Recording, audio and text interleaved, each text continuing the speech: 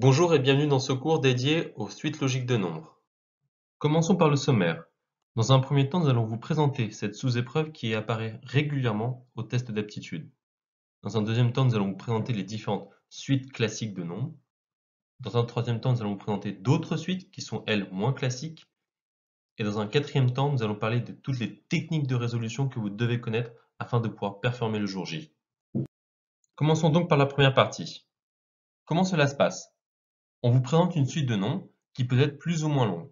En général, moins d'une dizaine de chiffres ou de nombres vous sont présentés. Cette série suit une certaine logique. Et dans cette série, un nombre est masqué. À partir de là, plusieurs propositions de réponse vous sont faites. Il vous faudra assez logiquement trouver la bonne. Ainsi, la résolution d'une série logique de nombres va reposer sur une unique chose: trouver la logique de la série. Et c'est donc sur ce point que va s'articuler notre cours. Procédons directement à la deuxième partie qui va vous présenter les suites classiques auxquelles vous aurez affaire le jour du concours. Commençons par les séries sommes.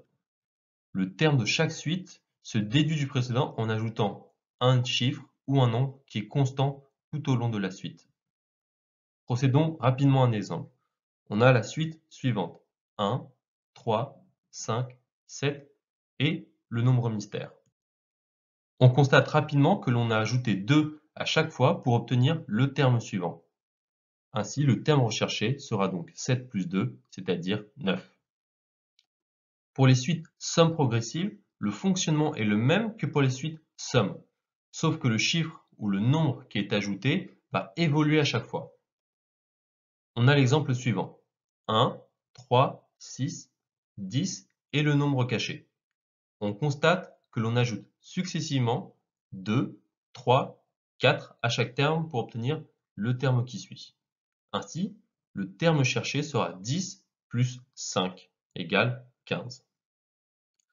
On a aussi des suites de type différence qui fonctionnent sur le même principe que les suites sommes, sauf que cette fois-ci, pour obtenir le terme d'après, on va soustraire un chiffre ou un nombre qui est constant.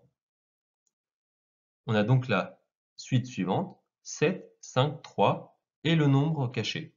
On constate assez simplement que l'on soustrait 2 à chaque terme pour obtenir le suivant. Le terme recherché sera donc 3 moins 2, c'est-à-dire 1. De la même manière que pour les sommes, nous avons les sommes progressives, pour les différences, nous avons les différences progressives. Ici, le fonctionnement est le même que pour les suites différences, sauf que le chiffre, le nombre qui est soustrait, va évoluer à chaque fois. Je vous laisse observer l'exemple suivant. Les suites type produit. Ici, le terme de chaque suite se déduit du précédent en multipliant un chiffre ou un nombre qui est constant. Ainsi, dans l'exemple suivant, on a la suite 2, 4, 8 et le nombre mystère. On constate que l'on multiplie 2 à chaque terme pour obtenir le suivant. 2 fois 2 égale 4, 2 fois 4 égale 8, et donc 2 fois 8 égale 16, qui est notre terme recherché. De la même manière, nous avons les suites dites produits progressifs, qui ont le même fonctionnement que pour les suites produits, sauf que le chiffre, le nombre qui est multiplié, va évoluer à chaque fois. Ainsi, on a la suite suivante: 2, 4, 12, 48 et le nombre caché. On constate que l'on multiplie successivement par 2, par 3, par 4, afin d'obtenir le terme suivant. 2 fois 2 égale 4. On fait 4 fois 3, ce qui donne 12. On fait 4 fois 12, ce qui donne 48. Et donc, on va donc devoir faire 48 fois 5, ce qui donne 240.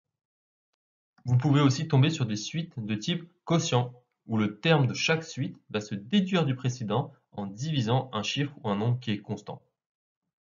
On a la suite suivante: 48, 24, 12 et le nombre recherché. On constate assez simplement aussi que l'on divise par 2 chaque terme pour obtenir le suivant. On divise 48 par 2, ce qui fait 24. On divise 24 par 2, ce qui fait 12. Et lorsqu'on divise 12 par 2, on obtient 6. Vous pouvez aussi avoir affaire à des suites qui sont composées d'une succession d'opérations. Ces opérations peuvent être des sommes, des différences, des produits ou des quotients. Procédons à un exemple. On a la série suivante: 2, 6, 4, 12, 10 et le nombre recherché. On remarque que successivement, on va multiplier par 3, puis soustraire par 2 les termes pour obtenir le suivant. Ainsi, 2 fois 3 égale 6, on va soustraire 2, ce qui donne 4. 4 fois 3 égale 12, si on soustrait 2, cela donne 10. Et maintenant, pour avoir le terme final, on va multiplier 10 par 3, ce qui nous donne 30. Vous pouvez aussi avoir à faire des suites dites cachées, qui sont d'un niveau nettement plus élevé et qui demandent une excellente attention. Le principe est simple, cela va être de déceler une logique suite à une opération qu'on aura effectuée sur tous les termes de la série. Vous êtes un peu perdu, pas de panique, vous allez mieux comprendre avec l'exemple qui suit. On a la suite qui suit 5, 7, 15, 51 et le nombre recherché. À première vue, pas de logique vraiment évidente. Mais si l'on soustrait 3 à tous les membres de la série, on obtient la suite suivante. 2, 4, 12, 48 et le nombre recherché. Dans ce cas, la logique est beaucoup plus facile à déceler. On multiplie successivement par 2, 3 et 4. Ainsi, 48 fois 5 égale 240. Il va falloir donc additionner 3 pour trouver le terme. 240 plus 3 est égal à 243. Si vous connaissez vos carrés sur le bout des doigts, les suites de type carré ne seront qu'une formalité pour vous. Puisqu'en effet, dans ce type de série, chaque terme de la suite est un carré. Ainsi, dans l'exemple suivant, on a 4, 9, 16, 25 et le nombre recherché. On remarque assez simplement que la suite est constituée de carrés consécutifs. 2 au carré, 3 au carré, 4 au carré, 5 au carré, et donc le terme manquant qui est 6 au carré, c'est-à-dire 36. De la même manière, si vous connaissez vos cubes sous le bout des doigts, les suites de type cube ne seront qu'une formalité. On a l'exemple suivant, 1, 8, 27, 64 et le nombre recherché. On remarque que la suite est constituée de cubes consécutifs, à savoir 1 au cube, 2 au cube, 3 au cube, 4 au cube, et donc le terme manquant qui est 5 au cube, c'est-à-dire 125. Vous pouvez aussi avoir affaire aux suites puissance. Dans ce cas-là, il vous faudra repérer une suite de puissance de nombres. Prenons l'exemple suivant, on a la série 2, 4, 16, 128 et le nombre recherché. On décèle la logique suivante. On va dans un premier temps faire 2 fois 2, puis 4 fois 4, c'est-à-dire 4 fois 2 au carré, puis dans un troisième temps 16 fois 8, c'est-à-dire 16 fois 3 au cube, ce qui nous donne 128. Pour obtenir le terme recherché, il nous faudra donc faire 128 fois 2 puissance 4, et ce qui nous donne, in fine, 2048. Les suites de nombres premiers. Avant de vous expliquer en quoi elles consistent, faisons un petit rappel sur ce qu'est un nombre premier. On dit qu'un nombre est premier s'il est divisible par 1 ou par lui-même. Vous trouverez dans les cours qui suivent la liste des nombres premiers à connaître par cœur. Le principe de ces suites est très simple, il vous faut repérer une série de nombres premiers. Par exemple, on a la suite suivante, 2, 3, 5, 7 et le nombre recherché.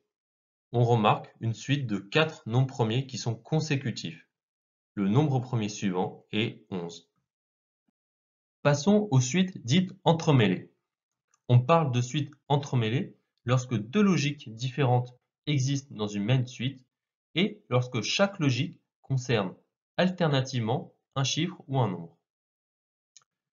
Ce sera donc plus simple avec un exemple. On a la suite suivante, 2, 12, 6, 24, 18, 48 et le nombre recherché.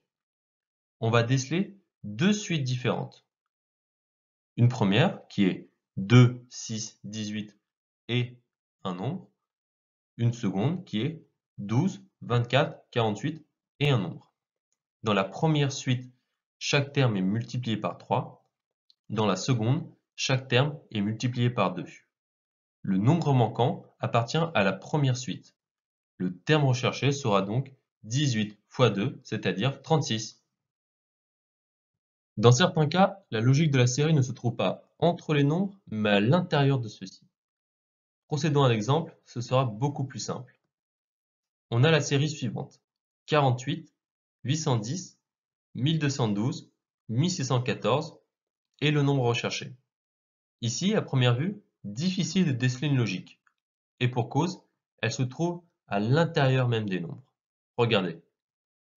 Dans 48, isolons le 4. Faisons 4 plus 4. Cela nous donne 8. 8, c'est le premier chiffre de 810.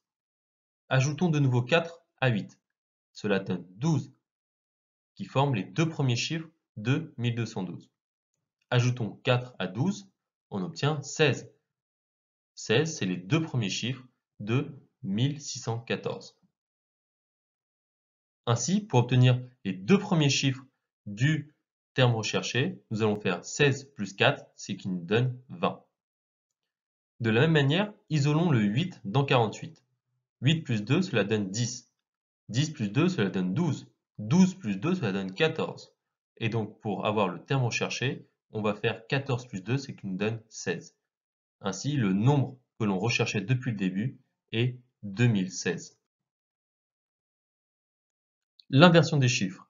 Ici, c'est très simple. Il suffit juste de remarquer qu'à chaque fois, on inverse les chiffres du nombre pour obtenir le terme suivant. Regardez, on a 45, 54, 45, 54 et le nombre recherché. À chaque fois, on inverse le 4 et le 5 pour obtenir le nombre qui suit. Ainsi, le terme manquant sera 45. Les suites dénombrement. Dans ce cas, la série va fonctionner par paire de nombres. Pour vous, il s'agit de dénombrer le premier nombre afin d'obtenir le second.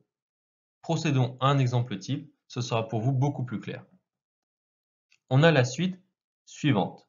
2445, 122 415, 9833, 191 823, 444 et le nombre à rechercher.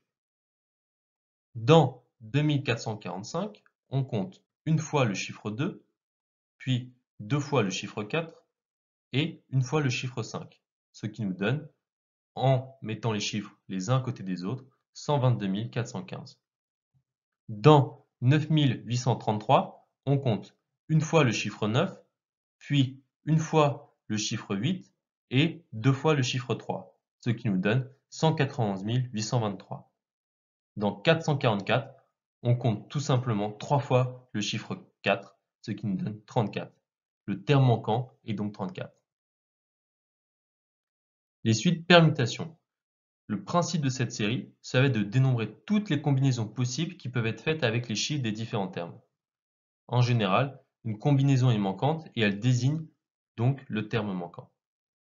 Procédons encore une fois à un exemple, ce sera beaucoup plus clair. On a 764, 456, 465, 654, 645 et le nombre manquant. On va remarquer que chaque terme est une combinaison possible que l'on peut faire avec les chiffres 4, 5 et 6. Et il y a une combinaison qui est manquante, c'est 546. Dans certains cas, les séries peuvent fonctionner par paires. Le principe est très simple. On ne va pas considérer la série comme une suite unique de termes, mais comme une suite de paires de nombres. L'objectif est donc de trouver la logique qui régit chaque paire. Procédons encore une fois à un exemple. On a 456, 15, 822, 12, 563 et le nombre manquant. On remarque que dans 456, si on additionne tous les termes, on obtient 15. 4 plus 5 plus 6 est égal à 15. De la même manière, si on additionne tous les termes de 822, on obtient 12. Ainsi, chaque terme fonctionne par couple. 456 va fonctionner avec 15, 822 avec 12 et 563 avec le terme manquant. Le terme recherché est obtenu en additionnant tous les chiffres de 563, à savoir 5 plus 6 plus 3 qui est égal à 14. La symétrie. Dans ce cas, la logique n'est pas numérique mais géométrique avec une symétrie des nombres. Regardez cette suite. 1, 4, 11, 12, 15, 12, 11 et ensuite deux termes manquants. On va remarquer l'existence d'une symétrie centrale par rapport au nombre 15. Regardez. On fige 15 et après de chaque côté on a 12, 11 et les deux termes manquants qui vont être 4 et 1. Avant-dernière suite classique à connaître, la suite de Fibonacci, du nom d'un mathématicien italien du XIIIe siècle. Cette suite est constituée de termes qui sont obtenus en effectuant la somme des deux termes qui précèdent. Ainsi, on a la suite 1, 1, 2, 3, 5, 8 et deux termes manquants. Si je fais 1 plus 1, cela donne 2. Si je fais 1 plus 2, cela donne 3. 2 plus 3, cela donne 5. 3 plus 5, cela donne 8. J'ai donc plus qu'à faire 5 plus 8, cela donne 13. Et 13 plus 8, cela donne 21. Les deux termes manquants sont 13 et 21. Dernière suite à connaître, la suite de Syracuse. Le principe mathématique est le suivant. Si le terme est pair, on le divise par 2 pour obtenir le suivant. Si le terme est impair, on le multiplie par 3 et on ajoute 1. Ainsi, on a la suite suivante. 8, 28, 14, 7, 22. 9 est impair. On le multiplie donc par 3, ce qui donne 27, et on ajoute 1, ce qui donne 28. 28 est pair. On doit donc le diviser par 2. Cela nous donne 14. 14 est pair. On le redivise par 2, ce qui nous donne 7. 7 est impair. On le multiplie par 3, ce qui nous donne 21. On ajoute 1, ce qui nous donne 22. 22 est pair. On doit donc le diviser par 2, ce qui nous donne 11. Dans cette troisième partie, nous allons vous présenter des suites qui sont moins classiques et donc plus difficiles à déceler. La première, ce sont les carrés magiques. Les carrés magiques sont des carrés qui sont composés de plusieurs nombres. De même que dans les séries plus classiques, il va exister une logique entre ces différents nombres. Dans ce cas, la difficulté va être plus élevée car en plus des logiques mathématiques que vous avez vues auparavant, vous aurez affaire aussi à des logiques spatiales. Regardez cet exemple type. On a le carré suivant. Il faut donc trouver le chiffre manquant ici. On va remarquer que la somme des nombres à la verticale est tout le temps égale à 17. 9 plus 3 plus 5 est égal à 17. 1 plus 13 plus 3 est égal à 17. Ainsi, le terme manquant doit permettre d'avoir une somme égale à 17. 17 moins 7, ce qui donne 10, moins 5, ce qui donne 5. Le terme manquant est donc 5. Autre suite moins classique, les murs mathématiques. Dans ce type d'exercice, plusieurs niveaux de chiffres se superposent et sont disposés en quinconce. Chaque terme du mur de la suite est le résultat d'une opération mathématique qui relie deux termes situés juste au-dessus de celui-ci. Cette opération peut être une somme, une soustraction, un produit ou un quotient. Procédons encore une fois à un exemple type, ce sera beaucoup plus clair. On a la pyramide suivante. On cherche donc le nombre ici, en bas à droite. On remarque que la somme de chaque ligne est égale à 12. En haut, 12 est égal forcément à 12. 7 plus 5 est égal à 12. Ici, on a donc 3 plus 7 qui donne 10. Donc le terme manquant est 2. Dernière suite moins classique que vous devez connaître, les colonnes mathématiques. Dans ce cas, une série de nombres peut être disposée sous forme de colonnes qui comportent 2, 3, voire 4 nombres qui sont reliés entre eux par une logique mathématique. Dans cet exemple type, on a les 5 colonnes ou les deux lignes suivantes. On remarque que le chiffre ou le nombre de la seconde ligne est obtenu en multipliant le chiffre, le nombre de la première ligne par 3. 8 fois 3, cela donne 24. 3 fois 3, cela donne 9. 6 fois 3, cela donne 18. 12 fois 3, cela donne 36. Enfin, 11 fois 3 donne 33. Dans cette dernière partie, qui sera très courte, nous allons présenter les différentes techniques de résolution que vous pouvez utiliser. Commencez par observer la suite dans sa globalité. Cela peut vous paraître être bateau, mais souvent les candidats se jettent sur la suite et cherchent des logiques mathématiques. Mais n'oubliez pas que les logiques peuvent être aussi spatiales. Dans un deuxième temps, observez les termes 2 à 2 et notez une logique. Dans un troisième temps, vous allez tester cette logique sur tous les termes qui restent. Vous allez recommencer ce procédé si la logique qui est testée n'est pas la bonne. Quelques conseils. Vous devez absolument connaître votre table de multiplication par cœur. Et j'insiste bien, par cœur. Vous devez connaître vos carrés jusqu'à 20, vos cubes jusqu'à 13, vos nombres au premier et vos critères de divisibilité jusqu'à 11. Tous ces aspects sont traités dans les cours qui suivent. Et surtout, n'oubliez pas de vous entraîner et encore de vous entraîner. Bonne chance! Merci d'avoir suivi cette vidéo consacrée aux suites logiques de nombres. Si vous avez des questions ou des remarques, vous pouvez nous envoyer un mail ou nous contacter directement sur notre plateforme prepacademy.fr via notre chat. N'hésitez pas non plus à nous suivre sur Facebook ou sur Twitter afin d'être tenu au courant de nos dernières actualités. À bientôt sur Prep Academy.